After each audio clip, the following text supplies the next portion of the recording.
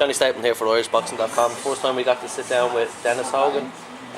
Just as I said, Denis, the first time we got to sit down with you, so maybe we'll go through the career, and it's sort of a unique career in an Irish perspective, like you're boxing out of Australia. How did the move to Australia start, and was it boxing related or just you going to work initially? No, it was boxing related.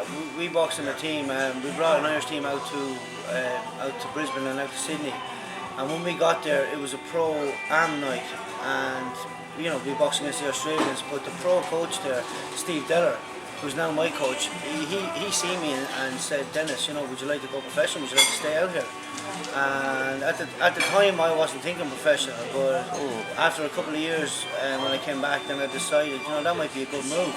There was lots of fights going on out there, and it was a beautiful place, and I trusted Steve from the minute I met him. So 4 years later, in 2011, I came back out. 3 years later, I came back out to Steve. So that's where it all started.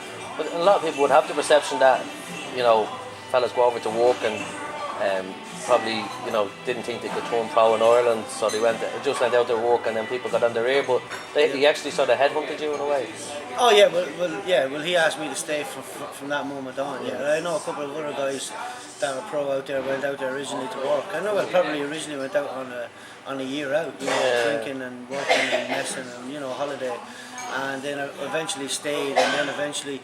Got into boxing. It's a lot of guys out there turn pro very quickly, so there's lots of pro fights out there. You know what I mean? So it's. And it suited you so far as you moved up the ranks quickly. I don't know when you've won every title possible. I did. Can you talk us sort of through? I did. I won. As I said, I was a light heavyweight when I first started. Then as a super middleweight, I won the Queensland title. Then won it again at middleweight. Then actually I fought a Dublin man, Gavin Prunty, for the Celtic Nations title. Yeah. Then I went on and fought for the middleweight Australian title, and then I won the Oceania, which is the regional title out there for the WBA. Well, and then since then I've won the North American title in America for the WBA. So everything on the way up in Australia I've won. And do you think because you're in Australia, you've done that quicker than you could? Like, because you're right now, you've done it a little bit quicker than you could here? The only way I think that is because Ireland was at a standstill a bit when it came to fights. There wasn't many shows here. Definitely. But in Australia, I could get fights as much as I wanted. I had 7 fights in 1 year, so I was able to make my way up there. I wanted to fight as often as possible, and I still do. So I was able to work my way up much quicker. I know getting a regional title over there might have came a bit quicker, but I had to be won, you know what I mean? So, yeah.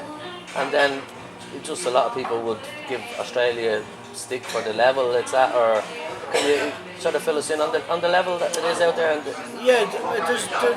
think there's a fantastic level at the top. And then, as I said, that people turn pro very quickly out there. Amateur boxing doesn't really go on as much as it should. Like the boys don't continue on like they do here up into up over 25 years of age. So there's a lot more pros out there. So therefore, there's a lot less. You know what I mean? And then, but at the top tier, there's a good talent, I feel, and a lot of these guys go on to do well on the world stage. So Daniel Gales and you've got guys like that, and it's so far away from everywhere else that it is harder with sparring and stuff. And I think that might be the only problem where I might lack a small bit is it's harder to get sparring and stuff. But those that are willing to go the extra mile and travel for sparring and all that, I believe they can go on and do well.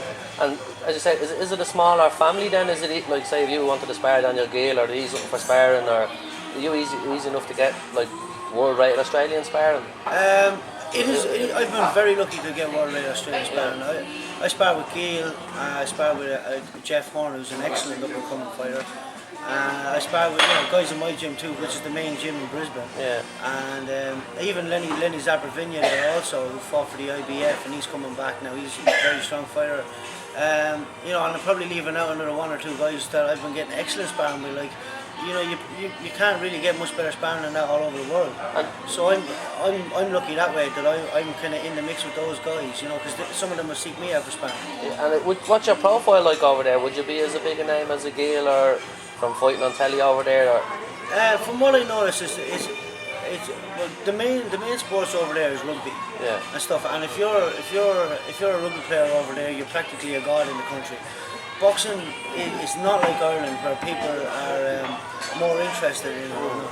So I'm well known within the boxing circles, and even within maybe the Irish community that only got on board. Like families support me, families that would never have supported boxing, but they've taken an interest in me and therefore come and watch my fights and stuff. So it's a bit different that way. Now in Ireland and in America, people are just love the sport.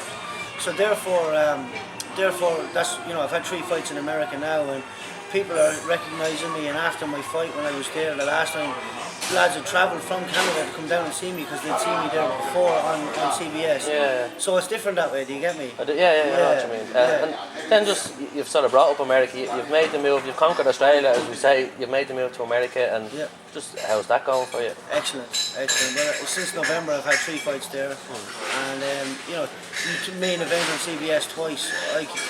You know, you couldn't really have asked for anything better. And as I said, I really am getting a lot of recognition from fighting on CBS. People are starting to notice me, and I'm getting messages from all over America and stuff like that. People looking for training camps, and you know, we're going to get great fights from it too. Yeah, and just before we get on to the possible great fights, when you're looking at the likes of Kenny Abril or Brunson, are you thinking this is a big step up? And you know, I don't really feel already like it's been a massive step up from some of the top level in Australia. Like it's certainly not at the world level in Australia, like the likes of Gil and Jeff Horn and that. But these guys are great fighters there, and I've learned a lot from them. But at the minute now, it's time to step it up again. And my team, I don't know exactly what's going on right now, but I know that they're working on something really big for me.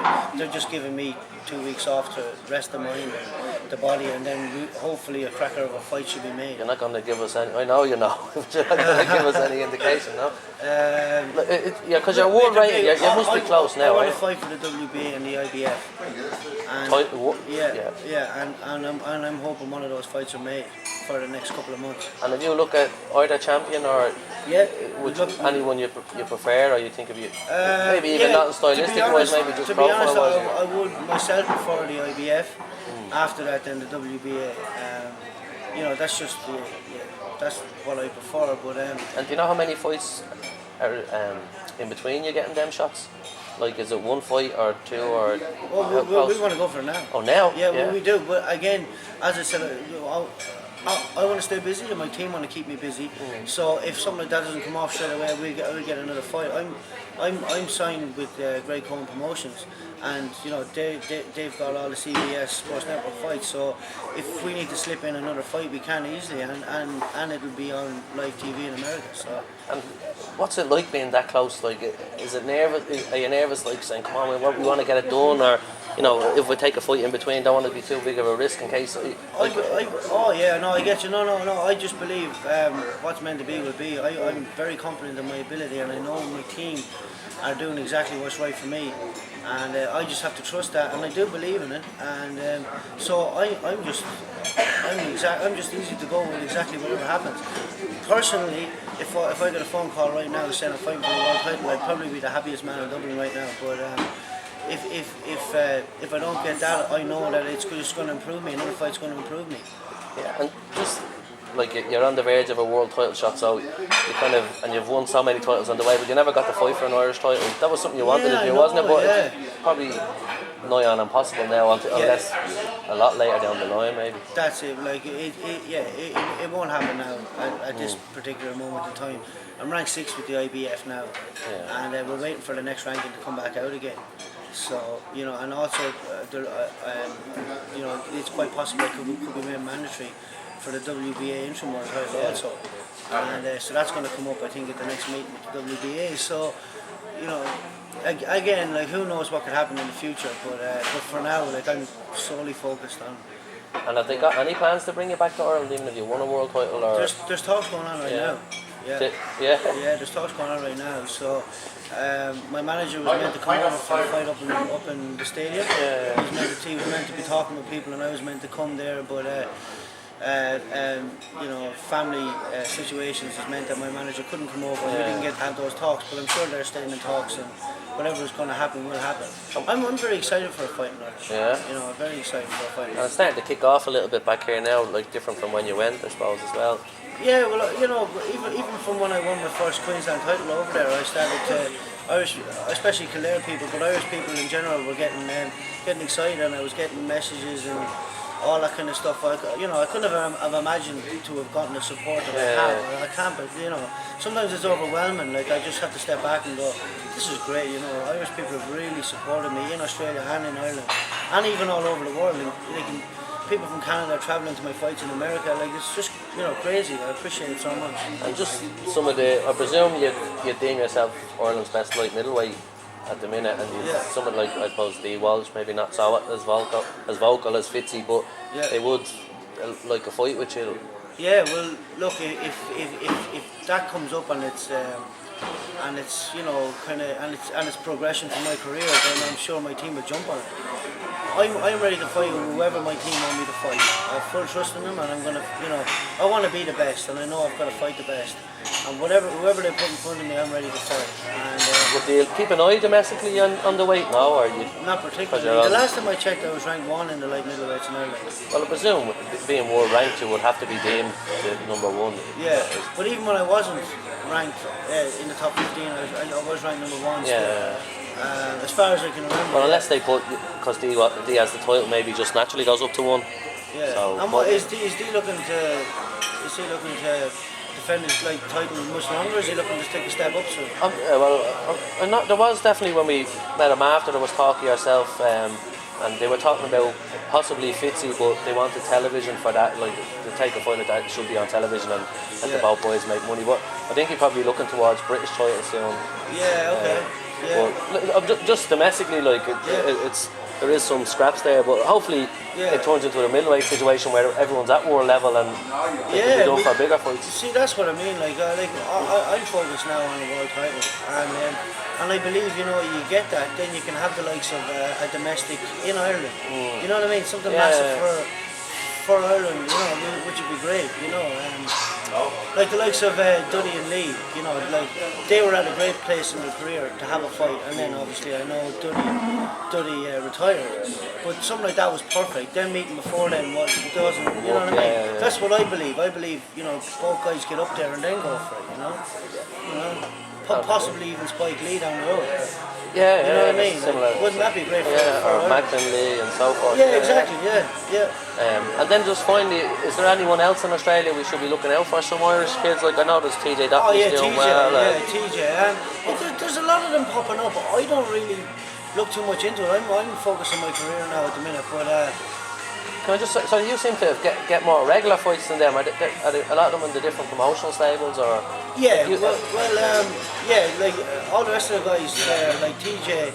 There's another couple down there. There's a guy Foley down there. There's a guy. Paddy Murphy's just made the move. Paddy Murphy has made the move to Sydney. I don't know if he's acting lined up. He hasn't fought in a while.